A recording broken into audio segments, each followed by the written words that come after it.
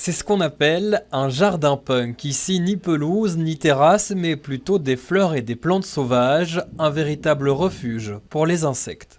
Je pense qu'il est connu entre les insectes du coin comme le restaurant 4 étoiles. C'est un coléoptère. Il se déguise en abeille. C'est une sorte de camouflage pour faire peur aux oiseaux, etc. Faire de la place à la biodiversité, c'est ce qui a poussé ce zoologiste à penser son jardin autrement.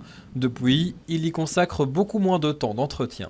Laisser la nature reprendre un peu ses droits, ça permet d'accueillir de la végétation spontanée qui n'a pas besoin de pesticides, qui n'a pas besoin d'engrais, qui n'a pas besoin d'arrosage en plus. Au contraire, ce pré fleuri sert plutôt à filtrer l'eau de pluie, mais aussi à purifier l'air. Ça produit de l'air pur, en plus d'être en fait un laboratoire à ciel ouvert. C'est très relaxant aussi, c'est très bon pour l'état d'esprit mental aussi, surtout dans ces temps un peu difficiles. La biodiversité n'est pas que dans les jardins ou les forêts, il suffit de regarder sous nos pieds. On peut voir au moins 5 espèces différentes, très facilement.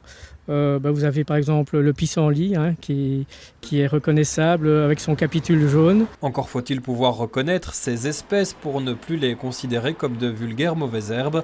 Pour cela, un smartphone s'avère bien utile. Voilà, plantain, grand plantain major à 63% de chance. Il suffit de faire une photo, de l'envoyer dans une base de données. L'intelligence artificielle qu'il y a derrière va comparer cette photo à des dizaines de milliers d'autres et va pouvoir y donner un nom à l'organisme que l'on aura photographié. Ouvrir les yeux et s'informer sur la faune et la flore qui nous entourent, c'est l'objectif de cette opération Home Safari, car les 39 organismes qui l'ont lancé le rappellent, pour sauver la biodiversité, il y a urgence.